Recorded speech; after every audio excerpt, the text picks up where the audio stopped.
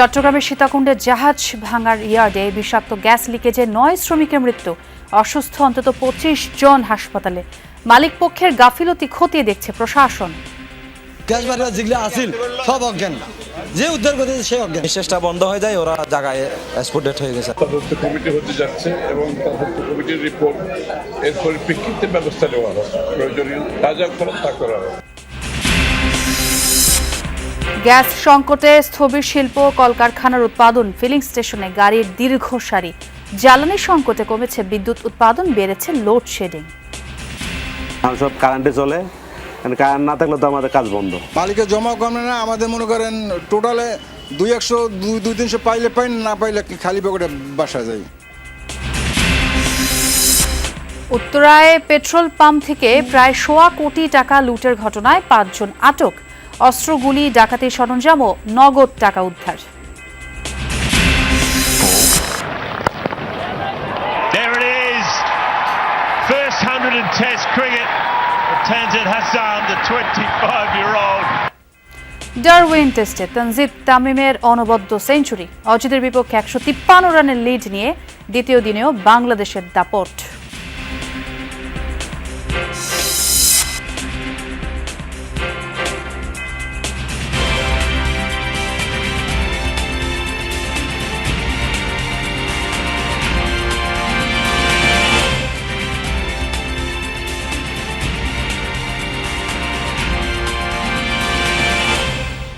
দর্শক, আমন্ত্রণ যমুনা নিউজে, সঙ্গে আছি আমি ছোয়া খন্দকার। আর এতক্ষণ শিরোনাম দেখছিলেন।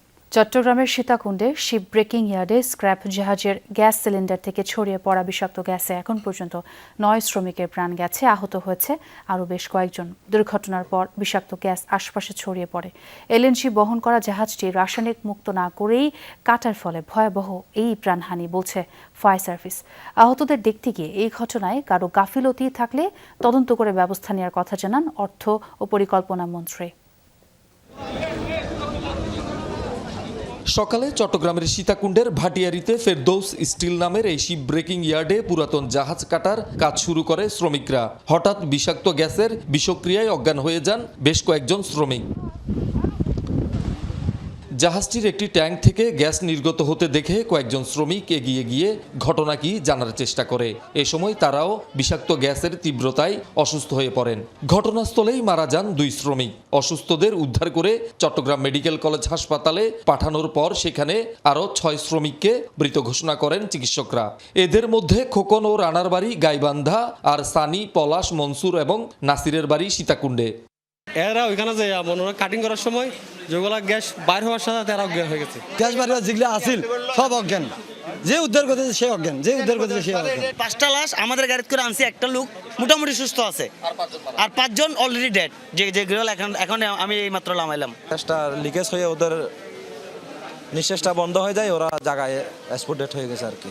ওনাদের ইনজুরিও আছে, বডিতে ইনজুরিও আছে, আবার হচ্ছে যে একটা গ্যাস ওদের ইনহেলেশন একটা ইনজুরি আছে বলি আমরা, এগুলো হতে পারে আর কি, এটা হতে পারে। এদিকে বিকেলে আহত শ্রমিকদের দেখতে এবং নিহতের স্বজনদের সমবেদনা জানাতে চট্টগ্রাম মেডিকেল কলেজ হাসপাতালে ছুটে যান অর্থ ও পরিকল্পনা মন্ত্রী আমির খসরু মাহমুদ চৌধুরী। যথাযথ ব্যবস্থা নেয়ার কথা জানান তিনি। তদন্ত কমিটি হতে যাচ্ছে এবং তদন্ত কমিটির রিপোর্ট এর পরিপ্রেক্ষিতে ব্যবস্থা নেওয়া হবে, প্রয়োজনীয় যা যা করা তা করা হবে। শিপ ব্রেকিং অ্যাসোসিয়েশন থেকে প্রত্যেক পরিবারকে ওরা 10 লক্ষ টাকা করে আমরা বলেছি ওদেরকে কম্পেনসেশনের কথা। এর আগে দুর্ঘটনার খবর পেয়ে ঘটনাস্থলে ছুটে যান ফায়ার সার্ভিস কর্মীরা। তারা জানায় শিপ ব্রেকিং ইয়ার্ডটিতে যে জাহাজটি কাটা হচ্ছিল সেটি এলএনজি বহন করত। কাটার আগে জাহাজটি থেকে কার্বন মনোক্সাইড জাতীয় গ্যাস মুক্ত না করায় এই ভয়াবহ দুর্ঘটনা। আর এই ঘটনায় কারো গাফিলতি আছে কিনা তা খতিয়ে দেখছে পুলিশ। এটাকে ফ্রি করে সাধারণত কাটতে হয়। ওরা শ্রমিকরা যখন কাটতেছিল তখন এখানে আপনার ক্লোরিন গ্যাস অথবা কার্বন মনোক্সাইড গ্যাস, যেটা আপনার অত্যন্ত মারাত্মক বিষাক্ত গ্যাস, ওরা যখন এটা কাটতেছিল তখন এই গ্যাস আক্রান্ত হয়ে এই দুর্ঘটনা ঘটছে। যখন লিঙ্কেজ থাকে বিষয় নিরাপত্তা তারা সঠিকভাবে নিরাপত্তা না দিয়ে থাকে বা কোনো নিরাপত্তার ব্যবস্থা না করে থাকে, এটা আইনগত ব্যবস্থা পরে নেওয়া যাবে, তদন্ত করে বোঝানো যাবে এটা আসলে। দুর্ঘটনায় হতাহতদের পরিবারকে ক্ষতিপূরণের আশ্বাস দেন ইয়ার্ড মালিক কর্তৃপক্ষ। যারা আহত হয়েছে তাদের সম্পূর্ণ সুস্থ হওয়া পর্যন্ত তাদের ক্ষতিপূরণ এবং যারা নিহত হয়েছে ওনাদের রাষ্ট্রীয় এবং সামাজিকভাবে আমাদের এলাকার এবং আমাদের বিএসবি এর নেতৃবৃন্দের সাথে পরামর্শ করে যেটা আমাদের সর্বোচ্চ ক্ষতিপূরণ দেওয়ার সেটা আমরা দেব। শহীদুল সুমন, যমুনা নিউজ। রাজধানীর সিএনজি ফিলিং স্টেশনগুলোতে তীব্র গ্যাস সংকটে চরম ভোগান্তিতে চালকরা।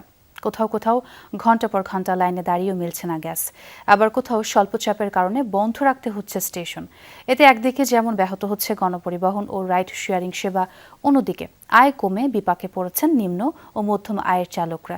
শুধু পরিবহন খাতই নয়, দীর্ঘদিন ধরে নগরীর বিভিন্ন এলাকায় আবশ্যিক গ্যাস সংকটও ভোগাচ্ছে নগরবাসীকে।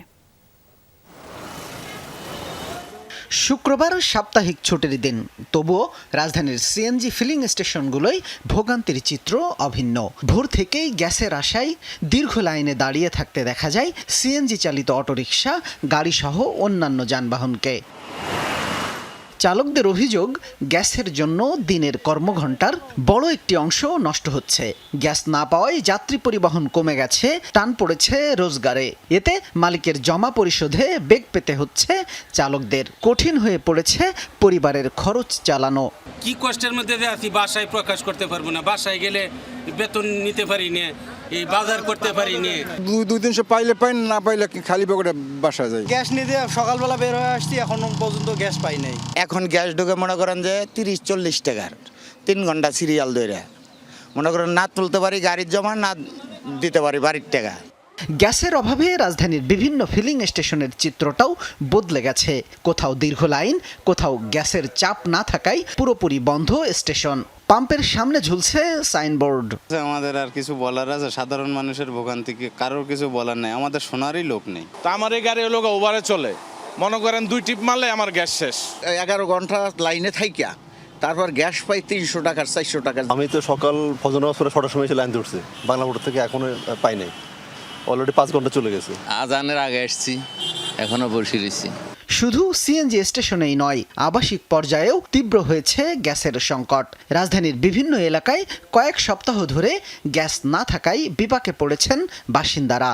আর্থিক ক্ষতির সম্মুখীন হলেও বাইরে থেকে খাবার কিনে খেতে হচ্ছে বলেও জানান অনেকে। গ্যাস নেই 15-20 দিন, গ্যাস না হলে মানুষ চলবে কিভাবে? আমরা খাবো কি? এই বাজারেতে এই নিয়ে খাওয়া এসব সম্ভব? দীর্ঘদিন যাবৎ এই এলাকায় এমনিতেই গ্যাস পাওয়া যায় না।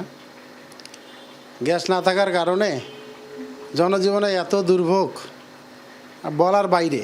এখনকার অবস্থা টোটালি একবারে গ্যাস নাই, রান্না করতে আমাদের একবারেই করা যাচ্ছে না রান্না, বাইরের থেকে খাবার নিয়ে আসতে হয়, খাইতে হয়।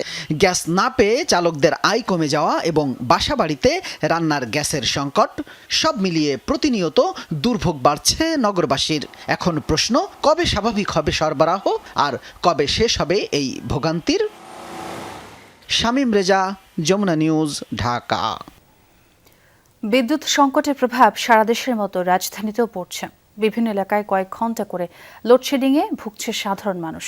বিশেষ করে শতভাগ বিদ্যুৎ নির্ভর প্রতিষ্ঠান ও পেশাজীবীরা পড়ছেন ক্ষতির মুখে। লোডশেডিংয়ে দিনে কয়েক ঘন্টা করে কাজ বন্ধ থাকায় কমে গেছে আয়। ছাঁটাইয়ের শিকার হচ্ছেন অনেক কর্মচারী। রাজধানীর 5টি এলাকায় 5 ধরনের ক্ষুদ্র ও মাঝারি ব্যবসায়ীদের সঙ্গে কথা বলে এমন তথ্য পেয়েছে যমুনা টেলিভিশন। রাকিবুল ইসলামের ছবিতে জানাচ্ছেন শাকিল হাসান। মগবাজার রেলগেটে ছোট একটি ওয়ার্কশপ চালান নাসির। 3 জন মাত্র কর্মচারী। মাসে যে কয়েকটি কাজ পান তা দিয়ে ভালোই চলতো তার। শতভাগ বিদ্যুতের উপর নির্ভর এই প্রতিষ্ঠান চালাতে সম্প্রতি হিমশিম খাচ্ছেন তিনি। প্রতিদিন কয়েক ঘন্টার লোডশেডিংয়ে বন্ধ থাকছে কাজ। দিনে প্রায় 1-2 বার যায় এরকম যাওয়া পড়ে। বিদ্যুৎ দিয়ে কাজ, কিন্তু ওই দেখা গেল যদি আমার ওয়ালিংয়ের কাজ থাকে তাহলে কাজ বন্ধ থাকে, আর যদি এমনি যদি কারেন্ট ছাড়া কোনো কাজ থাকে তাহলে রানিং চালাই যায়। মগবাজার থেকে যাই নীলক্ষেত। এখানকার গাউসেল আজম মার্কেটে আছে বেশ কয়েকটি ছাপাখানা। আগে এখানে অনেক রাত পর্যন্ত কাজ চলত। এখন সরকারের নির্দেশনা মেনে সকাল 11টা থেকে রাত 8টা পর্যন্ত সময় নির্ধারণ করে দেয়া হয়েছে। এইসব প্রতিষ্ঠানে কাজ করেন অনেক শ্রমিক। সামনে কি হবে তা জানেন না ব্যবসায়ীরা। বিদ্যুৎ ছাড়া এই মেশিন তো কোনো জেনারেটরও চালানো সম্ভব না, আইপিএস দিয়েও চালানো সম্ভব না, একমাত্র বিদ্যুৎ দিয়েই সম্ভব। লোডশেডিংয়ের জন্য প্রোডাকশন হ্যাম্পার হয়, কাস্টমারের সময় মতো কাস্টমারের ডেলিভারিটা আমরা করতে পারি না, কাস্টমারের সাথে আমাদের সম্পর্কটা খারাপ হয়ে যায়। আমাদের দেখা গেল যে প্রোডাকশন ক্যাপাসিটি সেটা যদি না করতে পারি আমাদের তখন এমপ্লয়ীদের স্যালারি দিতে আমাদের একটু প্রবলেম হয়ে যায়। নীলক্ষেতের ফটোকপির দোকানগুলো প্রয়োজন মেটায় শিক্ষার্থীদের। শুক্রবার ছুটির দিনেও ব্যস্ততা থাকে এখানে। আমাদের কাজ তো টোটালি বন্ধ থাকে, আর লোডশেডিং হলে 1 ঘন্টা এরকম যায়, 1 ঘন্টা, আধা ঘন্টা, 40 মিনিট। যখন চাপ থাকে তো আমাদের জন্য এটা খুব প্যারা হয়ে যায় যে কাজটা আমরা সময় মতো করতে পারি না। 2 ঘন্টা কম মানে অনেক কিছুই। রাজধানীর প্রতিটি এলাকায় আছে ছোট লন্ড্রি। একজন ব্যক্তি আর একটি আয়রনে চলে এসব প্রতিষ্ঠান। ক্ষুদ্র বিনিয়োগে পরিচালিত এসব প্রতিষ্ঠানগুলো শতভাগ বিদ্যুৎ নির্ভর। সামান্য আয়ে চলে এক একটি পরিবার।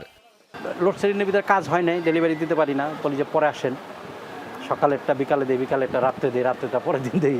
পান্থপথে 13 বছর ধরে এই কাপড়ের দোকানটি চালান আলম। একটি মাত্র সেলাই মেশিন নিজেই চালান।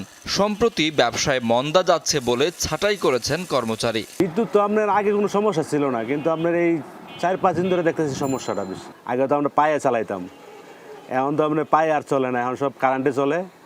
কারেন্ট না থাকলে তো আমাদের কাজ বন্ধ। লোডশেডিং বাড়লে শতভাগ বিদ্যুৎ নির্ভর এসব ক্ষুদ্র ও মাঝারি প্রতিষ্ঠানগুলো পথে বসবে। সঙ্গে সংকটে পড়বে হাজারো পরিবার। শাকিল হাসান, যমুনা নিউজ, ঢাকা। বাংলাদেশের প্রথম 5D AI ইনভার্টার যুক্ত সর্বোচ্চ বিদ্যুৎ সাশ্রয়ী যমুনা এয়ার কন্ডিশনার। শেখ হাসিনাকে ফেরানোর আগে প্রধানমন্ত্রীর ভারত সফর মেনে নেবে না জনগণ, এমন মন্তব্য করেছেন এনসিপি নেতারা। শুক্রবার বিকেলে রাজধানীর যাত্রাবাড়িতে গণসমাবেশে দলের আহ্বায়ক নাহিদ ইসলাম বলেন, তারেক রহমানের হাতে দেশের সার্বভৌমত্ব সুরক্ষিত থাকতে পারছে না। দেশ জ্বালানি ও গ্যাস সংকট নিয়ে তিনি বলেন, বর্তমান সরকার 5 মাসের লোডশেডিংয়ের ইতিহাস ভেঙেছে। গণভোটের রায় বাস্তবায়ন না করে বিএনপি সরকার জনগণের সাথে প্রতারণা করেছে বলেও মন্তব্য করেন নাহিদ ইসলাম। এনসিপির মুখপাত্র আসিফ মাহমুদ বলেন, জুলাই হত্যার জন্য যারা দায়ী তাদের বিচার নিশ্চিত করবে এনসিপি। যারা ভারতের হাতে বন্দী অবস্থায় আছেন তাদেরকে বাংলাদেশের মাটিতে ফেরত না দেওয়া পর্যন্ত প্রধানমন্ত্রী যদি ভারতের মাটিতে পা রাখেন, এইটাই এই দেশের জনগণের সাথে গাদ্দারি হবে। বাংলাদেশের ইতিহাসের লোডশেডিং এর ইতিহাসের রেকর্ড ভেঙেছে এই সরকার মাত্র 5 মাসে। তারেক রহমানের হাতে বাংলাদেশের সার্বভৌমত্ব অক্ষুণ্ণ থাকতে পারছে না।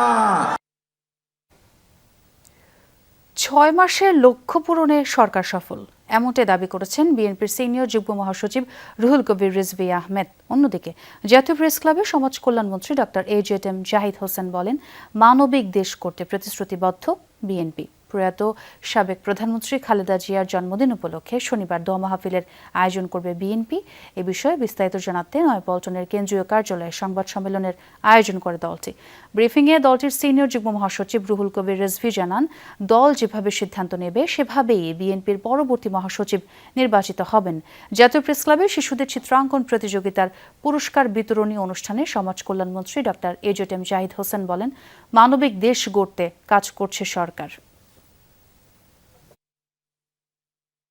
6 মাসের মধ্যে টোটাল যে অঙ্গীকার বা ম্যানিফেস্টোর কত অংশ হয়, সেই অংশ অনুযায়ী 6 মাসের যে লক্ষ্য, সে লক্ষ্য মোটামুটি সবগুলোই পূরণ হয়েছে। কোথাও হয়তো 19-20 হতে পারে। এর পরবর্তী 6 মাস আরও জোরালোভাবে এটা অ্যাক্সেলারেট হবে। পিছিয়ে পড়া জনগোষ্ঠী বলেন এবং এগিয়ে যাওয়া জনগোষ্ঠী, বয়স্ক মানুষ এবং আজকের জন্ম নেওয়া শিশু, সবাইকে আমরা অ্যাড্রেস করতে চাই।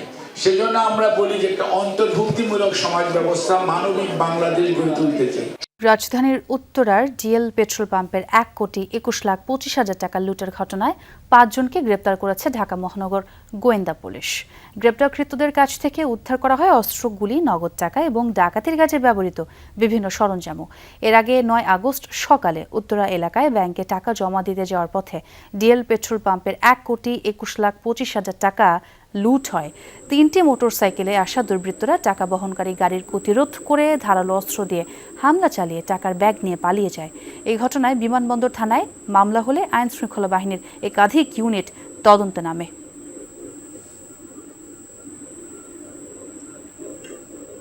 কক্সবাজারে আবাসিক হোটেলের কক্ষ থেকে এক পুলিশ সদস্যের ঝুলন্ত মরদেহ উদ্ধার করা হয়েছে।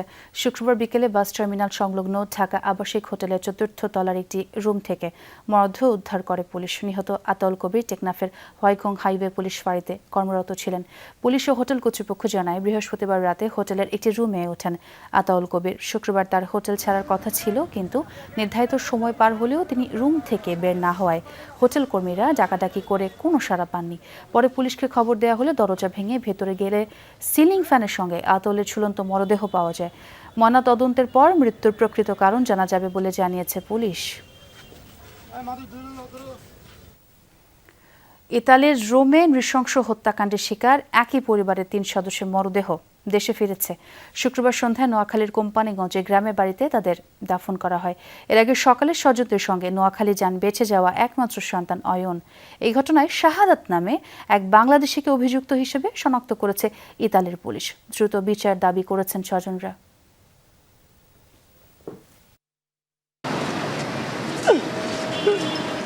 নতুন জীবনের স্বপ্ন নিয়ে ইতালিতে পাড়ি দিয়েছিল পরিবারটি, কিন্তু রোমে এক রাতেই সব শেষ। গত ২৬ জুন নিজ বাসায় নৃশংস হামলায় নিহত হন অয়নের বাবা, মা ও ছোট বোন। গুরুতর আহত অবস্থায় প্রাণে বেঁচে যান অয়ন। সেই রাতের ভয়াবহ স্মৃতি নিয়েই শুক্রবার সকালে ঢাকায় ফিরেছেন অয়ন। তবে একা নন, সঙ্গে ৩টি কফিনে ফিরেছেন তার বাবা, মা আর ছোট বোন। ইতালিয়ান বাংলাদেশ এম্বাসিকে রোমের, ওদেরকে অসংখ্য ধন্যবাদ। ওরা আমার সাথে সেই ২৬ তারিখ থেকে শেষ পর্যন্ত ওরা আমার পাশে ছিল, আমাদেরকে সর্বোচ্চ সহযোগিতা করছে। ওদেরকে অসংখ্য ধন্যবাদ। এবং ইতালিয়ান যারা নাগরিক ছিল ওই দেশের, ওদেরকে অনেক অসংখ্য ধন্যবাদ, কারণ ওরা শুরু থেকে পাশে ছিল, আমার আব্বুর কলিগরা, ফ্রেন্ডরা। হত্যাকাণ্ডের ঘটনায় শাহাদাত নামে এক বাংলাদেশি প্রবাসীকে অভিযুক্ত হিসেবে শনাক্ত করেছে ইতালির পুলিশ। তাকে গ্রেফতার করে বিচারের মুখোমুখি করতে তদন্ত চলছে। স্বজনদের দাবি, দ্রুত তদন্ত শেষ করে হত্যাকারীর সর্বোচ্চ শাস্তি নিশ্চিত করা হোক। উনি ওরও বলছে যে তোর আব্বু আম্মু ঝগড়া লাগিয়ে তুই আয়, আর মেসেজ আর হাতে তো নামালে বলছে এটা মারি গেলাম, মারি গেলে তো শেষ নিশান। তাইলে এতারা নিজের কেউ মাইকে কারা বলতে পারবে না। ওই নাতিটা এখন দেখছে, এখন এতার পকার হয়ে গেছে। আমাদের সব পর্যায়ে ওরা কমিউনিকেশন করছে এবং থানা খোঁজখবর নিচ্ছে। ঢাকার গোয়েন্দা বিভাগ আই থিঙ্ক ওদের সাথে কাজ করছে। তো ওরা ওদের মতো করে খুব ভালো কাজ করছে। আমরা মোটামুটি ইটালিয়ান পুলিশের কাজেও আমরা স্যাটিসফাইড। হয়তো আসামি ওরা ধরতে পারেনি, কিন্তু ওরা ভালো কাজ করছে, এটা আমরা বুঝতে পারছি। ঢাকা থেকে মরদেহ ৩টি নোয়াখালীর কোম্পানিগঞ্জে নিজ গ্রামে দাফন করা হয়। রাব্বি সিদ্দিকী, যমুনা নিউজ, ঢাকা। কাওয়ালি গান বাংলা সংস্কৃতিকে ধারণ করে বলে মন্তব্য করেছেন তথ্য ও সম্প্রচার মন্ত্রী জহিরুদ্দিন স্বপন। জাতীয় প্রেসক্লাব আয়োজিত কাওয়ালি সন্ধ্যায় প্রধান অতিথির বক্তব্যে মন্ত্রী বলেন, সাংবাদিকদের দায়িত্ব পালনের পাশাপাশি এই ধরনের আয়োজন পেশাগত উৎকর্ষতা বাড়াতে সাহায্য করে। মন্ত্রী জানান, কাওয়ালি উপমহাদেশে ইসলাম প্রচারে গুরুত্বপূর্ণ ভূমিকা রেখেছে। তিনি বলেন, ধর্ম নিয়ে যারা বাড়াবাড়ি করে তারা দেশীয় সংস্কৃতির চর্চা ধারণ করেন না। এ সময় মন্ত্রী পারস্পরিক ধর্মীয় মূল্যবোধ ও সম্প্রীতি বজায় রাখার আহ্বানও জানান।